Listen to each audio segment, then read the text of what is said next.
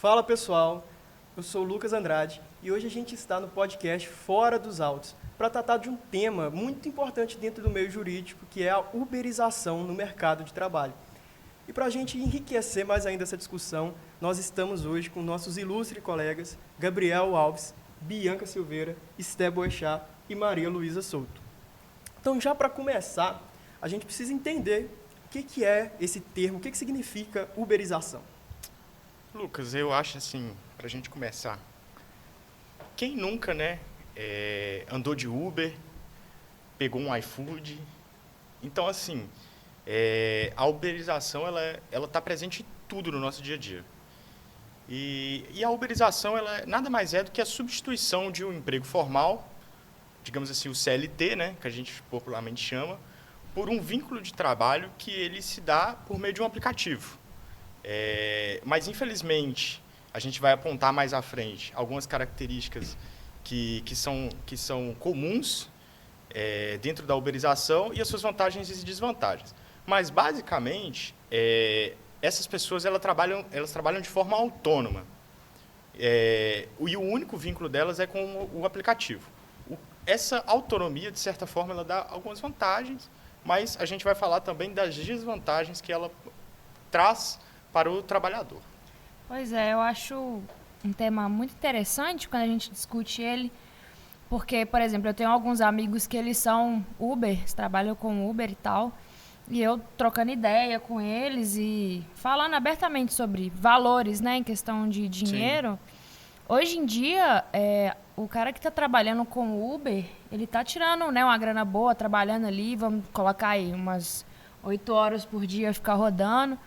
Ele consegue tirar uma grana boa com esse tipo de trabalho.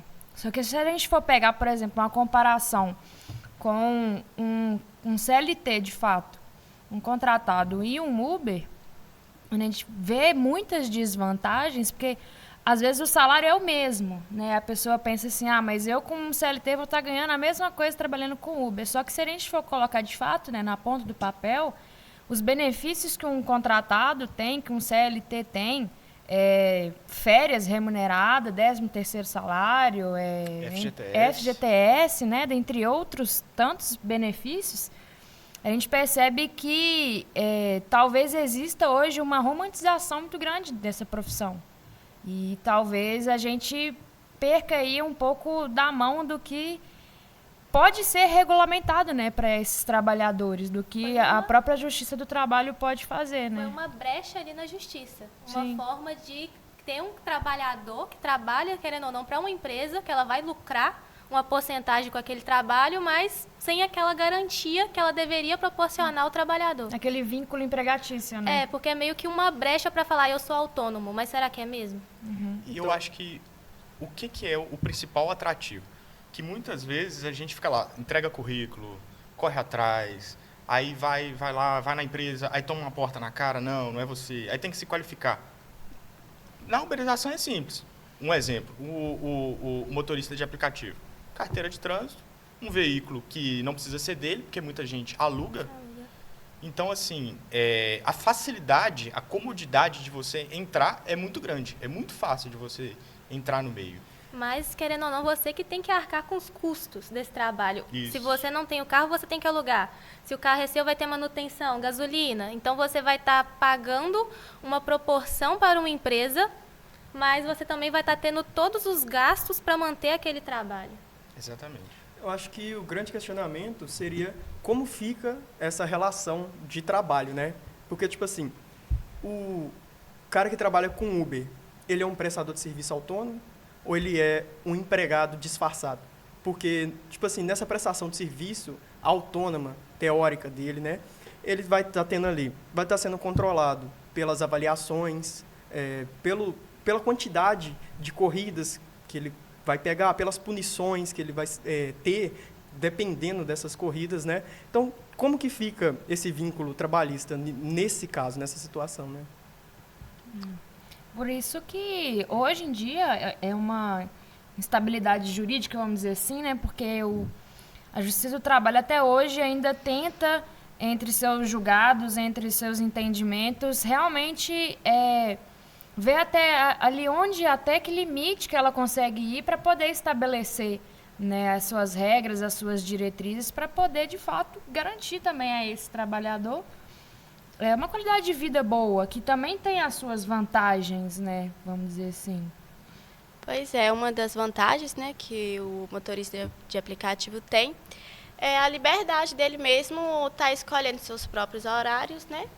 Ele também tem uma flexibilidade muito boa de administrar seu tempo com a família, com sua vida profissional, mas também tem aquela questão, né, da instabilidade financeira, né? Porque hoje ele pode estar fazendo muitas corridas, mas amanhã pode estar chovendo, pode acontecer alguma coisa assim que não vai ter, né, muitas corridas para ele. Pode até gerar ali um transtorno emocional no cara, de não estar Sim. conseguindo bater a meta, ter uma família para sustentar, e ele não vai ter ali um auxílio, né? Sim. Tipo um auxílio doença, por exemplo, a não ser que ele arranque do bolso dele Ele seja e contribuinte contribua, individual, e né? seja um contribuinte individual para a Previdência. Pois é, tem uma pergunta, né, tipo assim, se eu me machuco, quem me garante algo nessa situação toda? É uma falta de proteção social que ele Exato.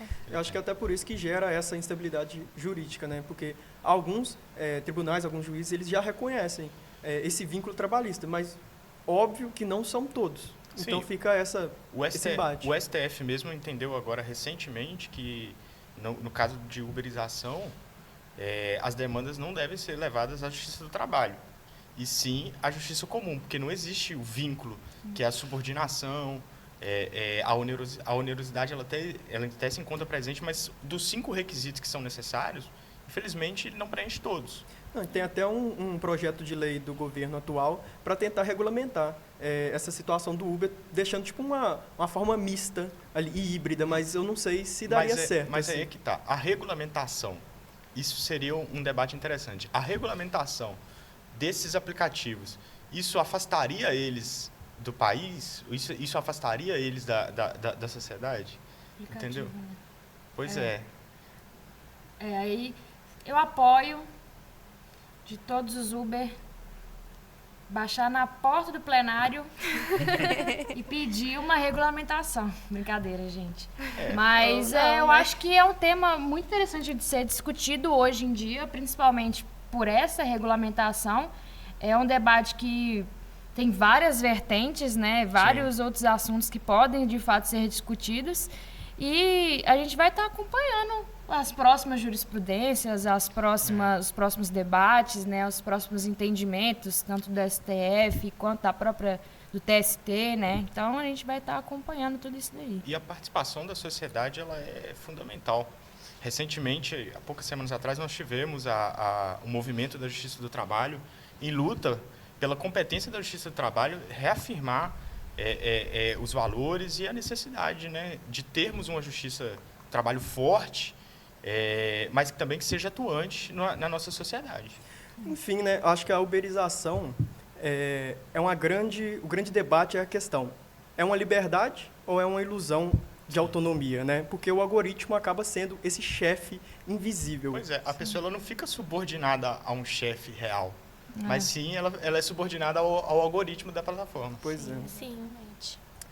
Enfim, eu agradeço a participação de todos vocês que nos acompanham, e eu convido que a gente possa estar continuando esse debate, essa conversa, porque tem muita coisa para a gente discutir. A gente pode estar discutindo aí nas redes sociais ou no próximo episódio do podcast, que estará fora dos autos.